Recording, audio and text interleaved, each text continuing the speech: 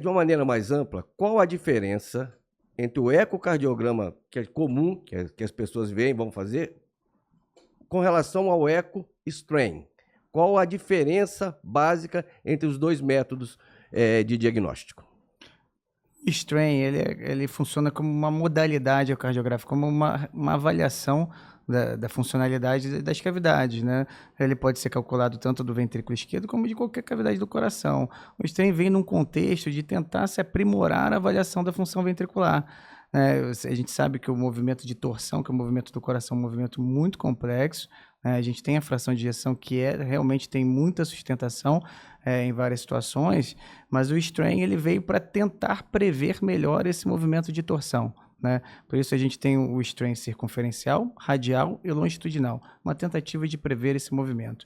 O longitudinal se mostrou, tem muito, disparado que tem maior base científica, maior sustentação, é o longitudinal. E o que a gente começou a ver depois de realizar essa nova avaliação, agregar essa avaliação da função ventricular, que frequentemente a gente tinha um coração que visualmente a função era normal, que a avaliação da fração de ejeção era normal e que o strain era alterado, né? O strain ela é uma avaliação da função ventricular e de qualquer cavidade. Você pode ter um strain do VD, do átrio esquerdo, do átrio direito, além da que já existia, né? É a tentativa da tecnologia e da ciência de tentar aprimorar a função ventricular, a avaliação da função ventricular, né? Quando a gente fala na fração de ejeção, as pessoas não sabem, mas a questão física que está por trás disso, a gente dá algumas medidas de diâmetro do coração, né? A máquina, o computador, né, ela pega essas medidas que a gente dá para ela e pega uma figura geométrica aproximada do que é o coração. A figura geométrica que ela usa é uma elipsoide de revolução, para quem gosta de física, né? Então, ela vai usar o diâmetro diastólico e o diâmetro sistólico, vai pegar essa elipsoide de revolução e vai calcular o que entra e o que sai, basicamente. Isso é uma medida aproximada, né? Isso é uma medida aproximada, que ela é muito boa, funciona muito bem, tem mais do que tem muita sustentação científica em N doenças, mas o strain vem como uma tentativa mais de aprimorar a avaliação da função ventricular e das outras cavidades do coração.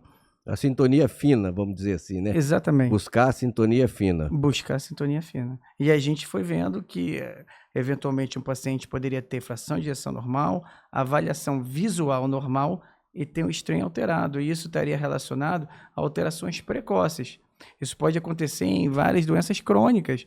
Na hipertensão, né, a gente começou a ver que o strain alterado, que a gente chama de disfunção sistólica subclínica, né, que é um dado pelo strain, vem muito antes do HVE, da hipertrofia do ventrículo esquerdo. Então, olha bem, às vezes o cara, uma situação legal, né, que é interessante, que é muito comum os laboratórios fazerem eco, o cardiologista clínico pede, né? É muito comum o cara de 45, 50 anos é um hipertenso leve, às vezes faz uma medicação.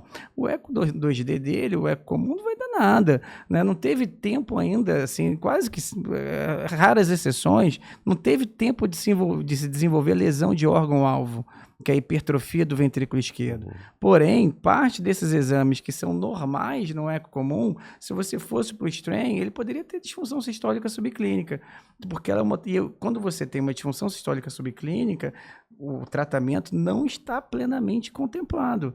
Às vezes não exige um ajuste medicamentoso, às vezes é um cara que precisa de emagrecer, uma questão metabólica, ou um ajuste medicamentoso. Fato é que o tratamento não está plenamente contemplado. Então, quando você tem detecção de alterações precoces, né, você é capaz de intervir mais adequadamente e mudar a história natural da doença. Então, o strain basicamente é isso.